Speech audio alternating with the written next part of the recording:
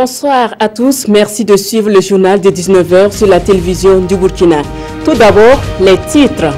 Un véhicule de transport en commun a été victime d'un accident de la circulation sur la route nationale numéro 4.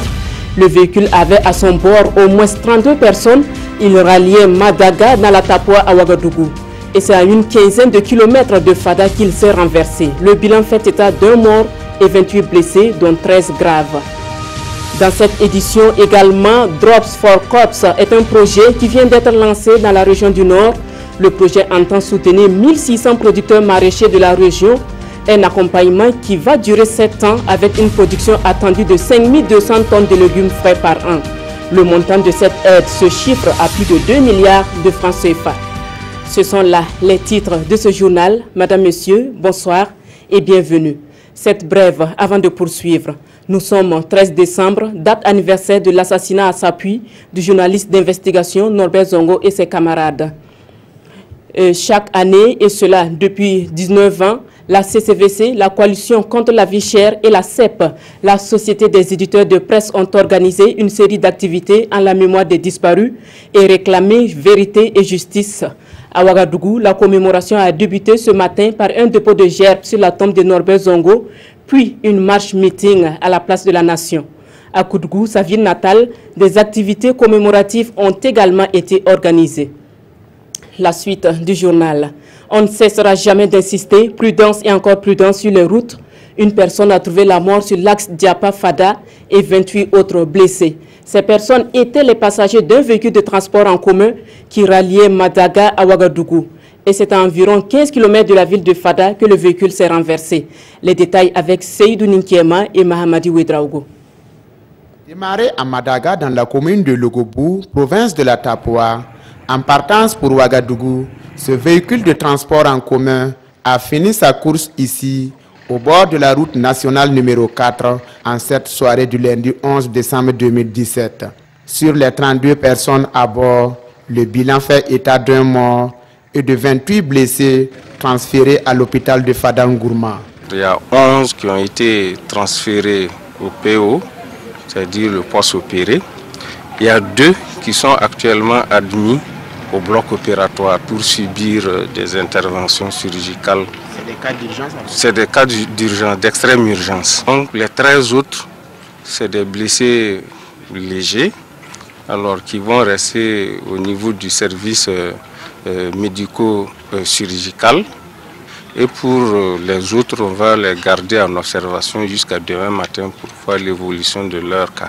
Les circonstances et les causes réelles de ce drame ne sont pas encore connues, mais certains passagers pointent du doigt l'erreur du conducteur, mais aussi le mauvais état de la route. Il y avait un véhicule qui était devant nous et ça sonnait. On est arrivé au niveau du véhicule, donc ça trouvait qu'il y avait un autre véhicule qui venait. Donc on ne pouvait pas dépasser. Donc il a freiné et ça a balancé. Bon, moi j'ai souffert mes reins et mes côtes, plus la tête. J'ai eu un peu de blessure, mais ça va. La voie aussi n'est pas bonne, mais deuxièmement, on est en pleine vitesse aussi. Selon les dernières nouvelles, 3 blessés graves ont été évacués ce 12 décembre 2017 à Ouagadougou pour des soins adéquats. Et justement, pour éviter que de tels accidents ne se reproduisent, des citoyens se donnent la main pour entretenir la RN 18 route de Pama. 60 km de remblayage, c'est le mot d'ordre donné par le président du groupe d'autodéfense des Kogluego de la Kompienga. Un geste qui traduit leur volonté à promouvoir le civisme et la citoyenneté. Le reportage est de Alassane Tiendrebego et Rasmata Ouedraogo. Le groupe d'autodéfense Kogluego de la Kompienga veut jouer sa partition dans la promotion de la citoyenneté. Manches retroussées, pelles, pioches ou encore tricycles sont les moyens de bord utilisés pour boucher les nids de poules sur la RN18 afin de circuler sans risque. Nous avons vu que la voie est vraiment dégradée. C'est pourquoi j'ai demandé à tous les jeunes de la province à sortir massivement afin que nous puissions remplir la route. Seul axe en bon état de la région il y a peu, cette action a eu l'assentiment des autorités locales en charge des infrastructures. Un acte qui vient atténuer le calvaire des usagers. C'est une initiative qu'on remercie. Voilà, ils sont là depuis ce matin, depuis 8h30, pour apporter un soutien. Bon, peut-être les associations et autres, bon, s'ils peuvent aussi apporter les soutiens aussi. Le président a instruit tous les coloraux de la province qu'à sortir une journée pour faire un travail. Donc depuis ce matin, nous avons quitté Pama et nous travaillons. Tous les présidents locaux des différents villages, chacun est sorti aujourd'hui. Donc nous sommes un colorau pour sécuriser nos populations, mais nous sommes aussi un colorau de développement.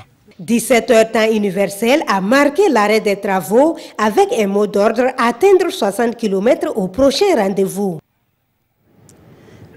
De nouvelles compétences dans le secteur de la santé, l'école privée de formation en santé publique vient de livrer une cuvée.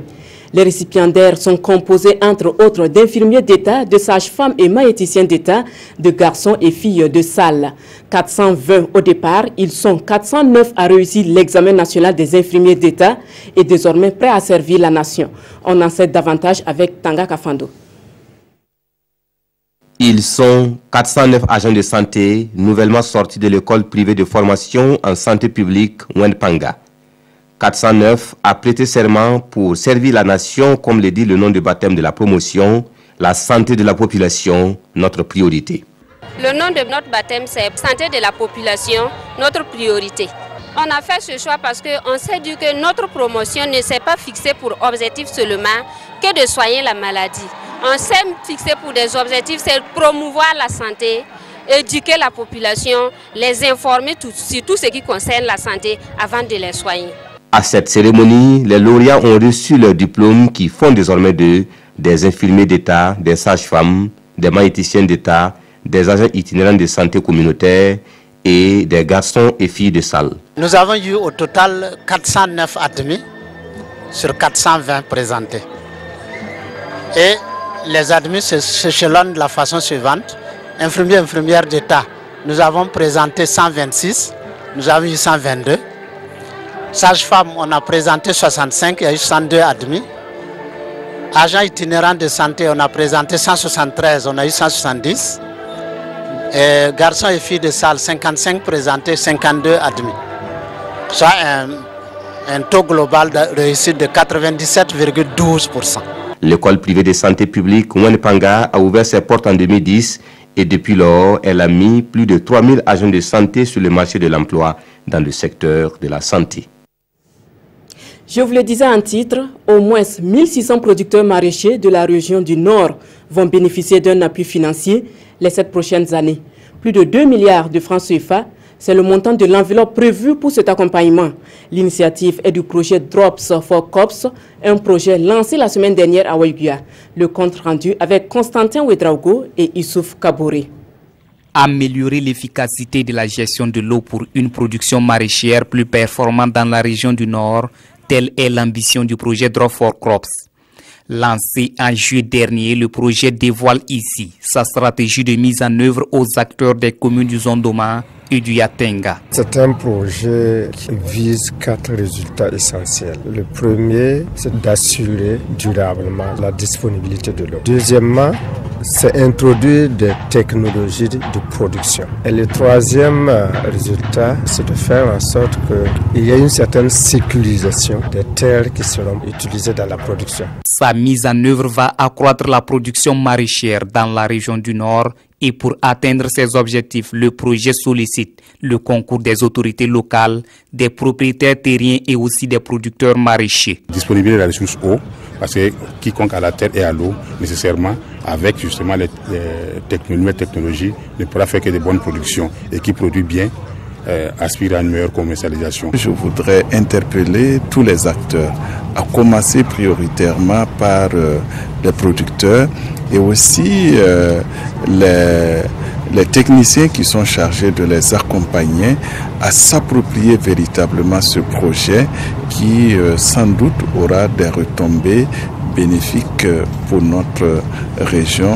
Porté par un consortium de 5 partenaires, le projet Drops for Crops va s'étendre sur une durée de 7 ans. Il va injecter environ 2,8 milliards de francs CFA pour faire de la marchiculture un secteur porteur d'avenir dans la lutte contre l'insécurité alimentaire au Burkina Faso.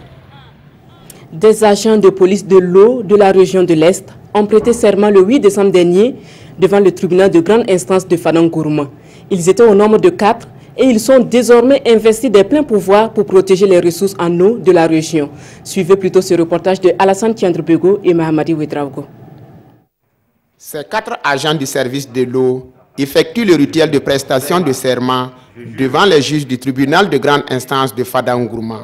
Ils sont désormais des officiers de police judiciaire qui doivent œuvrer à la protection et à la valorisation des ressources hydrauliques dans la région de l'Est. Ils font partie de la chaîne pénale, ils sont appelés à constater des infractions sur procès-verbaux, vont certainement, au regard des faits, délits ou contraventions, déférer les faits au procureur pour éventuellement des poursuites. Donc nous pensons qu'ils seront à la hauteur. Pour relever ce défi de la protection de l'eau, une denrée cruciale pour la vie, ces agents nouvellement installés préconisent les actions de sensibilisation. On a une équipe qui est très motivée et je crois qu'avec l'aide de tous, notamment la presse aussi à nos côtés, on pourra relever le défi. Il y a déjà un plan d'action pour cette première année qui sera consacré plus à la sensibilisation. Il faut se sensibiliser, dire d'abord ce qui se passe, notre rôle, avant de passer à la seconde étape qui est la répression. En cas de refus de négocier pour protéger cette ressource quand nous avons tellement rare et si précieuse à la vie. Dans la région de l'Est, la ressource en eau est menacée par les phénomènes de pollution et de gaspillage. Et les responsables des services de l'eau invitent tous les acteurs à une synergie d'action pour mieux protéger ces ressources en eau. Les femmes de la commune de Nabéré dans le Zunwego étaient en fête le vendredi dernier. Elles ont bénéficié d'un moulin à grains offert par le Lalé Naba Tigré. Avec ce nouvel outil, fini les embouteillages autour des moulins qui existaient déjà. Outre la remise du moulin, le donateur a offert des céréales aux personnes vulnérables de la localité. Issaka Ouedraogo et Maxime Zongo pour le reportage. Après de nombreuses localités où il a laissé parler son cœur, vendredi dernier, c'était au tour des femmes de Nobéré dans le Zunwego de bénéficier de la générosité de l'Arlé Naba. Un moulin à grains flambant neuf de quoi soulager de nombreuses femmes qui étaient obligées de se bousculer autour des anciennes infrastructures qui n'arrivaient plus à répondre à leurs attentes. Un citoyen doit toujours se préoccuper vraiment des autres qui ont besoin de lui. Et je suis aussi un homme de foi et ma religion m'enseigne de penser toujours aux autres. Ce geste a été rendu possible grâce à ses partenaires venus de Syrie, un acte de solidarité qui transcende les frontières. On se prépare à Noël, c'était bien à temps faire quelque chose pour la communauté rurale ici. Et la Fondation Restom s'est consacrée pour travailler sous le titre de responsabilité sociale, pour travailler pour les communes de Burkina Faso. Depuis des années, on contribue avec Belouet pour l'action sociale, pour le rural et pour le développement durable dans le pays. Outre le moulin à grains d'un montant de 5 millions de francs CFA, le Larlé Naba Tigré et ses partenaires ont également remis 5 tonnes de céréales à des personnes vulnérables. Religion à présent, le Maouloud a été célébré à Dablo dans la nuit du vendredi 8 décembre.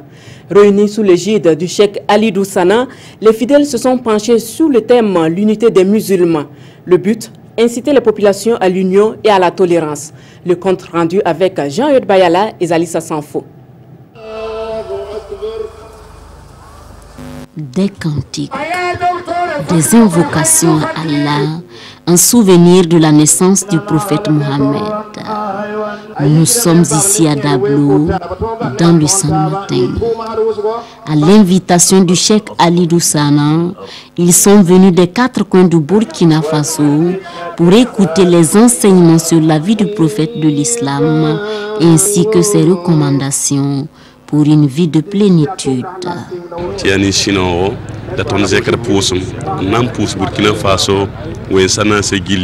Je remercie tous ceux qui ont effectué le déplacement pour la commémoration de la naissance du prophète.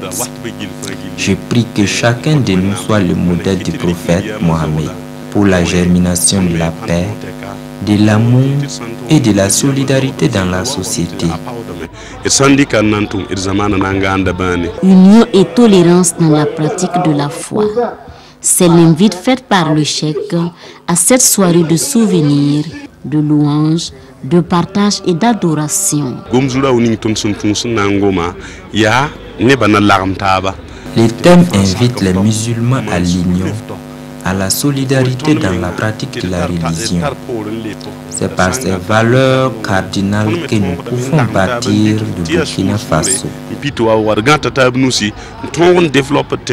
Nous sommes déjà à l'aube du nouvel an et le guide spirituel formule ici ses vœux de santé et de paix à tous les Burkinabés, tout en les invitant à des comportements responsables. Voilà qui met fin aux informations de cette édition. Merci de votre aimable attention. Le 20h, c'est avec Aboubakar Sagnon. Quant à moi, je vous donne rendez-vous demain à 19h.